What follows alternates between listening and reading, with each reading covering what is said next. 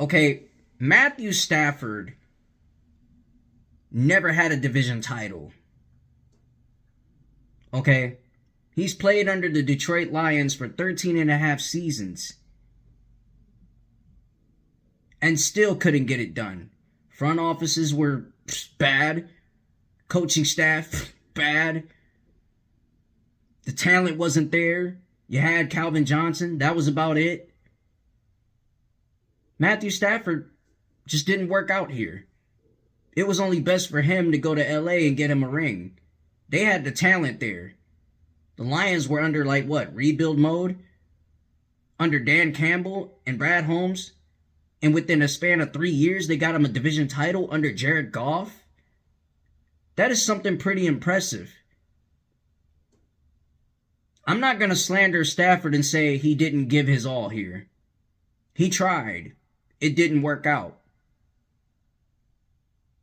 But it's working out pretty well for Jared Goff. Jared Goff is going to be a X factor. Yeah, not an X, an X factor, okay? Who's going to cut in and get this team a win in the playoffs. He's leading us along the way. And I'm putting my trust in Goff. You should too. Hendon Hooker can wait. His time will come. He'll get out there on the field at some point. But right now we have a guy who's been in the league for about, 8, 9 years? Won playoff games with the Rams. Been to the Super Bowl. Lost the Super Bowl to the Patriots. And coming here changing the culture along with Brad Holmes and Dan Campbell. It's making the team a lot better. It's making the talent around him a lot better. The energy is lifted. The energy has shifted to something that people have never seen before in Detroit, man. And whether people like it or not, this team is headed in the right direction. Matthew Stafford and Kelly Stafford is looking from afar, and they're pretty not par, but pretty proud of it. They're proud of it. They like what they see. But come playoff time, they want to compete. They want to fight for a win. It's win or go home when it comes to the postseason. Only one team can leave out with a W and one team can go home. So when that game happens in the postseason, remember this as a great storyline. Matter of fact, forget saying it's going to be just a great storyline. It's going to be one of the greatest storylines ever told in the NFL. It's going to be a shootout between Stafford and Goff at Ford Field. It's going to be one of those games that every single Lions fan and every single LA Rams fan is going to be talking about for the ages to come.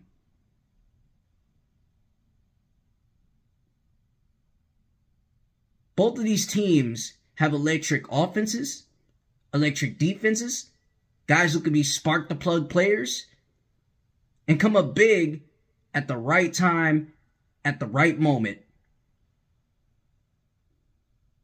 I'm expecting this. I would love to see this. I'm sure you would too. It's us versus them. We haven't won a playoff game in 30-something years. Just like we haven't won a division title in 30-something years. We just beat the Vikings for it. Need I mind you? And Dan Campbell has significantly wrote down the goals that this team needs to check off the check mark. Winning the division title was the first one. That's off the check mark. Let's go and get a playoff win. And getting a playoff win against a former franchise player for the Detroit Lions at the time who has played here for 13 and a half years would be huge. It would be the biggest thing ever talked about. Stephen A. Smith will sit there and say, hey, you know what?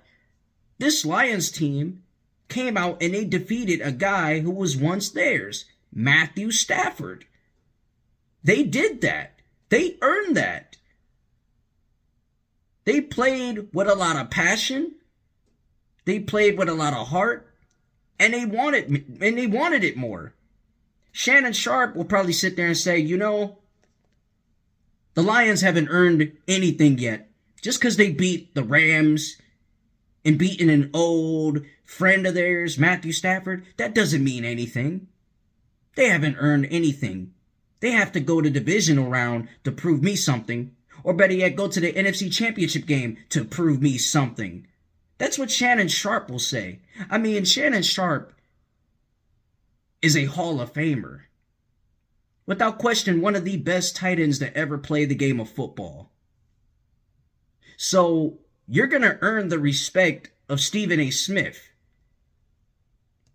But it's going to be tough to earn the respect of Shannon Sharpe. Because Shannon Sharpe expects greatness. Want to know why I use the word greatness? It's because he played with John Elway, a man who won a Super Bowl, won multiple playoff games with the Denver Broncos, and now running the Denver Broncos. He knows what it takes to get there. He knows what it's like to be at the promised land. So for the Lions to play the LA Rams at Ford Field in a playoff atmosphere, it's going to be something that people are going to be looking forward to, especially Shannon Sharpe, especially Stephen A. Smith, and the rest of the crew over there at ESPN. So, will it be tough? Yes.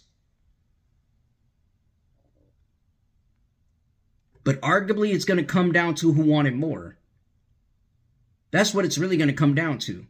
It's going to come down to who's going to kick the field goal to win the game, who's going to get a touchdown to win the game, who's going to get an INT to win the game, who's going to get a forced fumble to win the game. That's what it's going to come down to, man.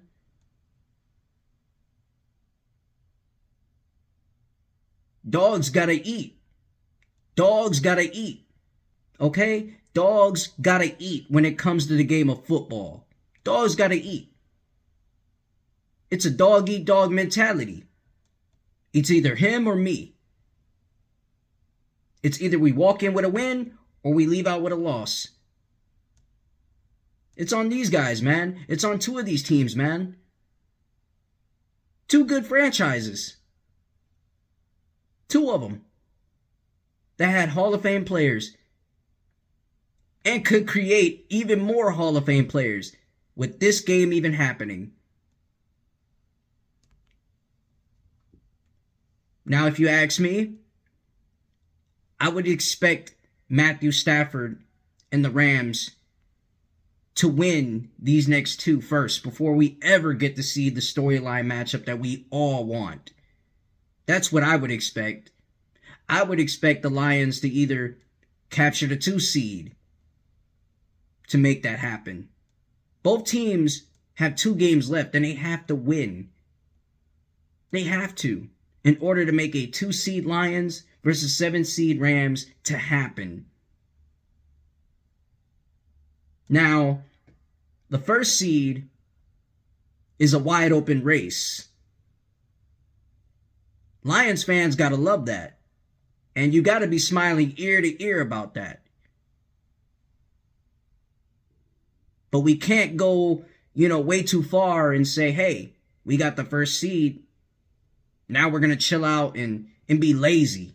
No, there's no need to be lazy. We gotta work hard. We gotta keep working hard. The job's not finished. Go and get it done. No one's satisfied with just being the 1st seed and having a 1st seed first round bye. No one's satisfied with that. Go and get more. Would I like to be the 1st seed to play 2 games only? Hell yeah. But if we're the 2nd seed and we have to go through 3 games just to get to the big game, then I'll take that. I would take that without any doubt. So, we have high hopes. We have high hopes in Detroit. We really do.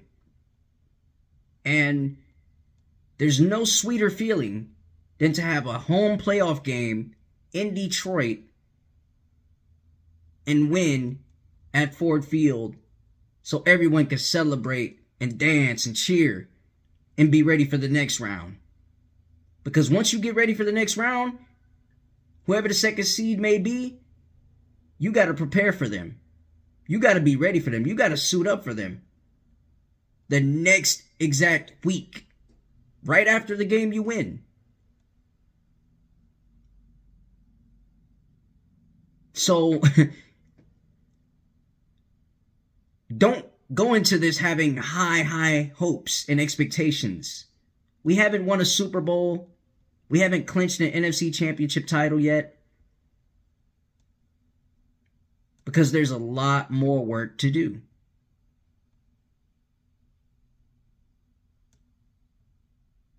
And I hope a lot of you Lions fans have enjoyed the happy holiday season. I hope you guys really enjoyed it. I've enjoyed it. So come 2024, January, the first month of 2024, the first month of the year, we got to start it off with a bang, okay? That's what we got to do. Start it off with a bang, man.